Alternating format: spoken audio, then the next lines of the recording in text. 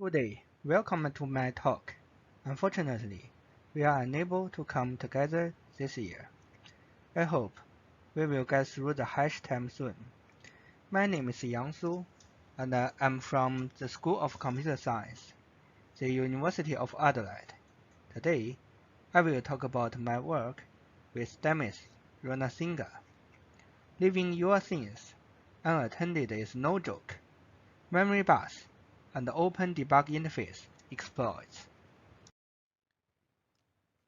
This work focuses on investigating the vulnerability arising from common debug interfaces left open and exposed memory buses in IoT devices.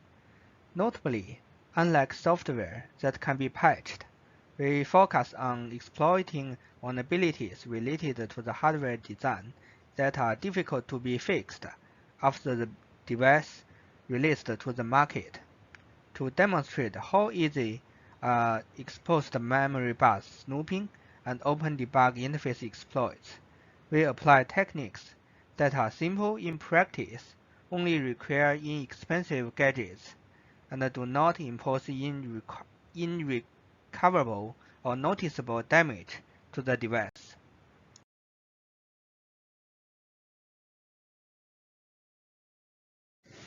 Next, we will introduce exploitable debug interface and memory buses. JTAG is a commonly used debug interface for embedded systems.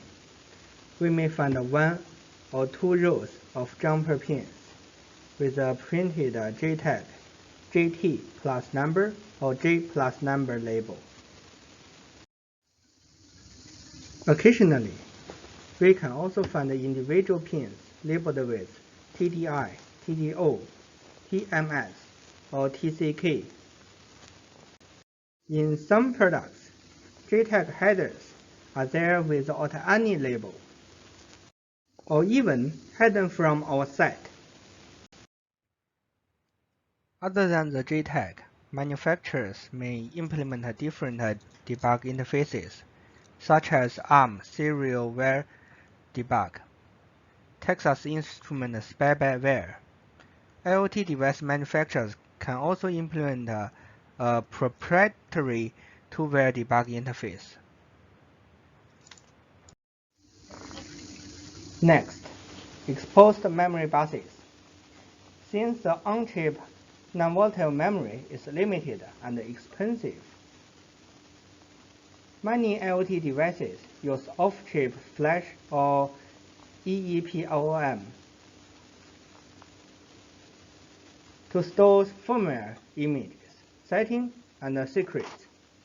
This figure lists a number of off-chip memory in IoT devices, such as EEPROM in a SOT12/5 package.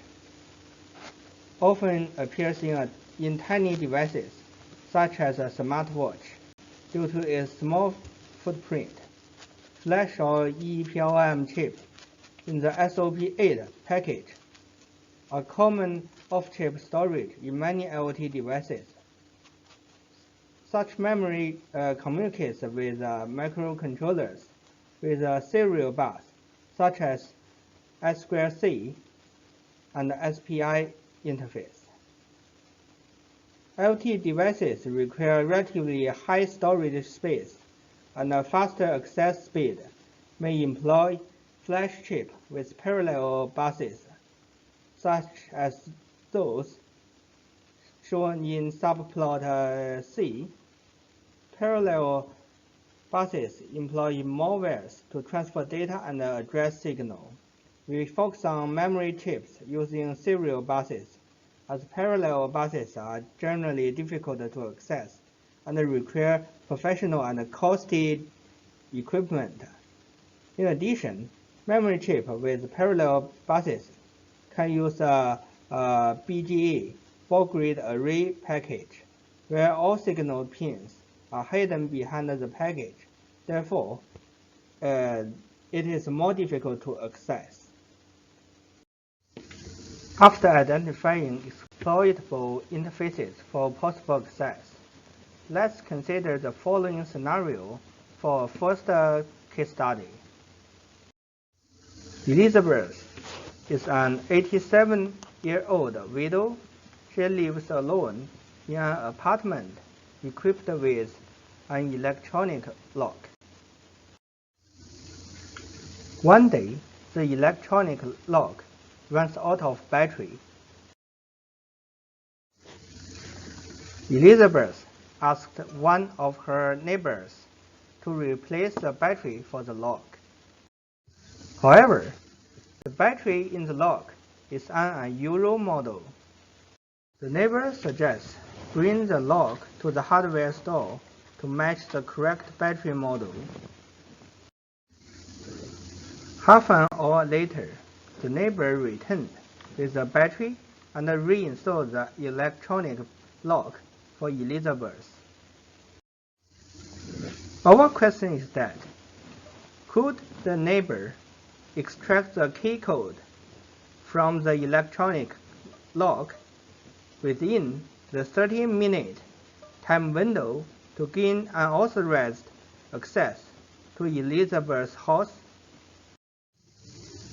Due to the time limitation, detailed exploits, please refer to our paper. In our second case study, we will demonstrate the memory bus snooping. Consider the following scenario. Amiko is an international student who lives in a shared house with a few housemates. She bought a Wi-Fi IP camera to monitor her room when she was out. One day, her suburb experienced power outage, and Amiko decided to stay at the university until the power was restored. We demonstrate the risk of a malicious actor under our threat model sneaking into Amiko's room. When the camera will not raise any potential alarm, given the power outage, and access the Wi-Fi camera to gain control and potentially facilitate peeping, whilst leaving no visible marks of tampering and a fully operational device.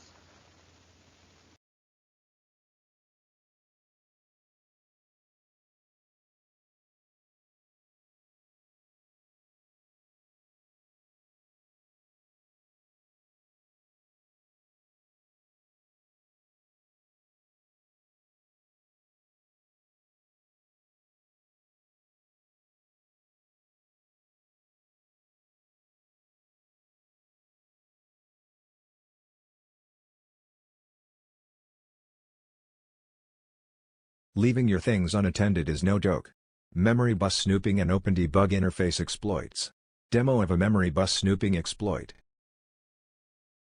This video will demonstrate extracting configuration information from the exposed memory bus in a Wi-Fi camera, and use the extracted username and password to get access to video streaming. Warning: this video is for research and learning purposes only. Please do not misuse the information for unauthorized access. You are likely breaking multiple laws in making an attempt to hack a device or gain access to a device without authorization. Acknowledgement: we use the tool and methods in TAPO C200 IP camera research project, created by Deng, Samu, Lu, link available under the video, to extract the DES key and decrypt user configuration data from the dumped image of the Wi-Fi IP camera's flash memory. The target device we are exploring is a TP-Link TAPO C100 Wi-Fi web camera. The CH341A flash programmer is used to read memory contents from the target device's flash memory. A pair of ESD tweezers is also required. The total price of tools required in this demo is below $15. Use the handle of the tweezers as a lever to remove the front panel of the Wi-Fi camera. The mainboard is exposed. Carefully unplug the wires, and release snap fits to pull the circuit board out. There is an SPI flash chip at the back of the camera's mainboard. We are going to read out memory content from it. Now, Plug the test clip of the CH341A programmer onto the SPI flash chip. Open the flash programmer software, and select the correct chip model.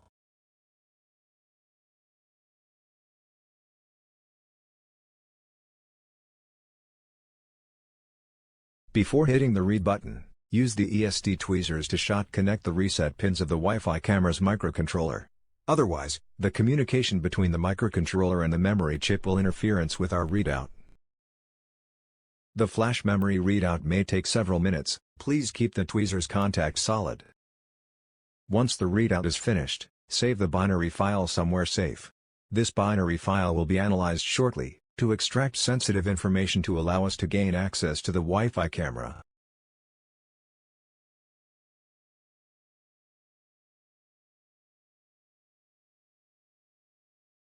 Now we have done with the hardware. Good to have the Wi-Fi camera reassembled and plugged in.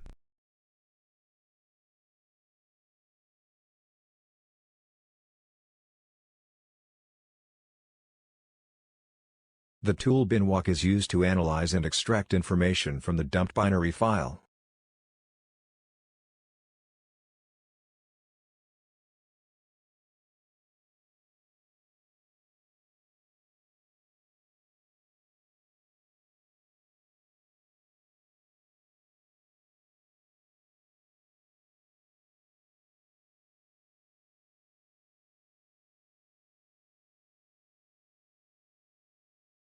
According to the blog post, the link is available under the video. The device configuration is encrypted with a DES algorithm. The configuration is decrypted on device startup, therefore the encryption key is stored on the device, somewhere inside the dumped memory image.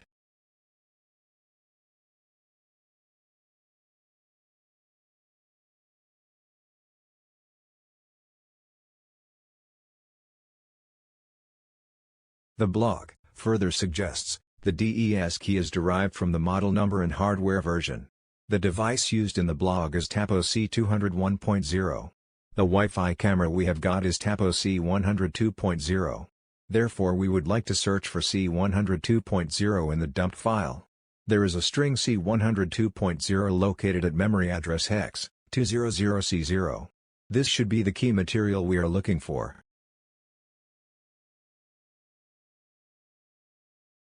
The blog author extracted the key derivation algorithm from the firmware. As a DIY tutorial, we do not dig it in depth. Interested audience may refer to the blog, link provided below the video.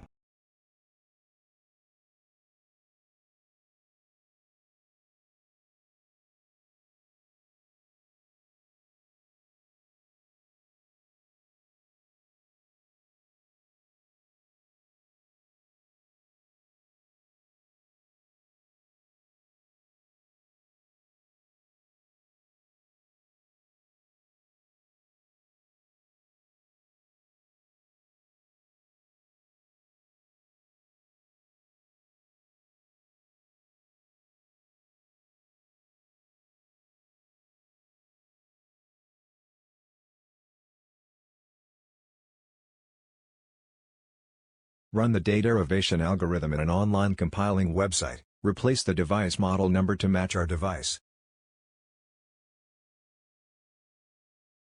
Now we got an 8-byte ASCII string, which is the DES decryption key for our Wi-Fi camera. This 8-byte ASCII string needs to be converted into hex bytes to suit the decryption tool.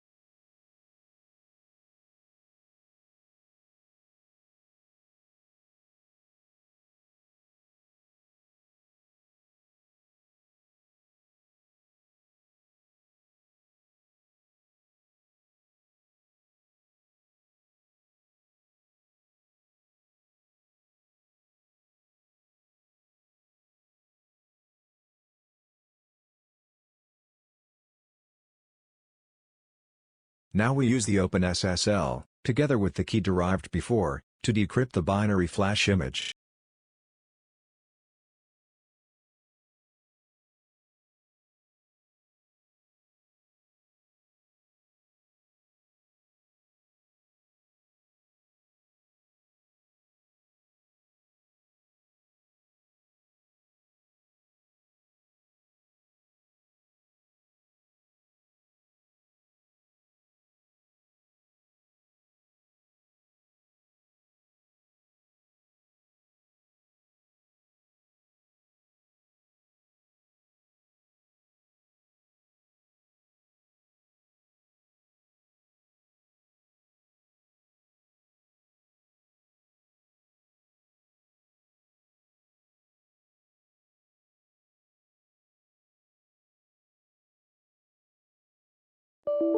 If the DES key is correct, binwalk should be able to detect the partition encrypted before.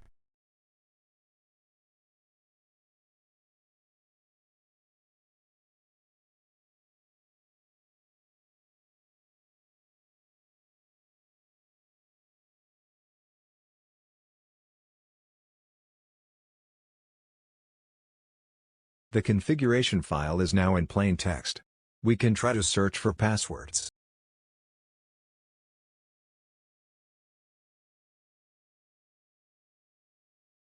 We can see the root account admin is here. However, instead of storing the password, the Wi-Fi camera stores a hash value. The 128-bit space 16 suggested as might be an MD5 hash value. As a hash function, it is theoretically impossible to calculate the password from the MD5 value. But we can try the rainbow table, a pre-calculated password to hash value mapping dictionary. No luck. The password is obviously not in the dictionary that this website has. Let's try the shared password of the admin account.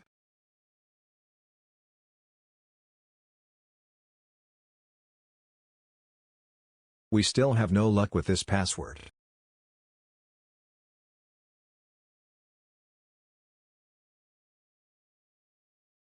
Apart from the admin account, this Wi-Fi camera also has a third-party account, allowing the third-party devices to get connected with the camera.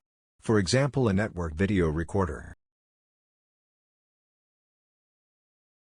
This time we successfully reversed the password from the MD5 hash value, otherwise, you would not be able to see this video.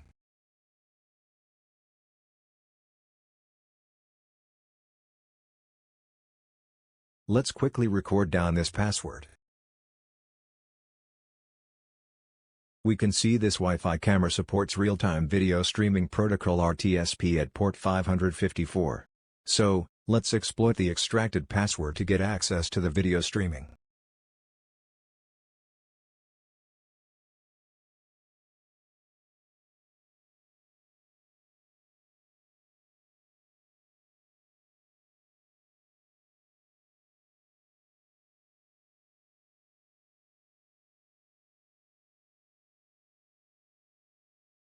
To get access to the video streaming, we need the camera's IP address.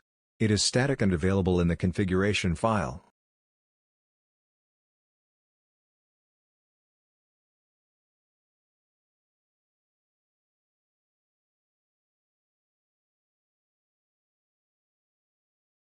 Now, open up a video player software that supports RTSP, such as the VLC Media Player.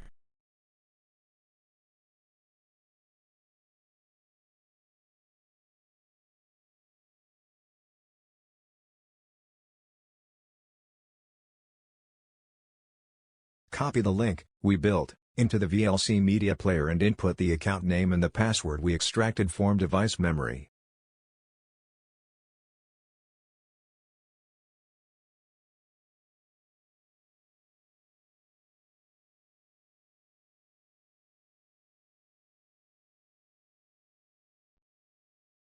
And that's it, the video streaming is connected.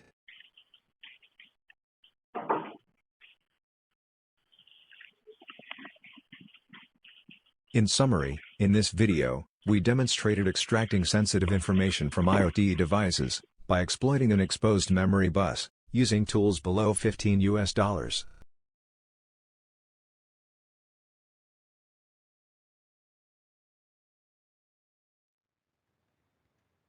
Conclusion. In this work, we consider the dangers of open debug interfaces and exposed memory buses in commercial IoT devices with 2 case studies. We show the simplicity and the low cost of attackers with entry-level knowledge on embedded system.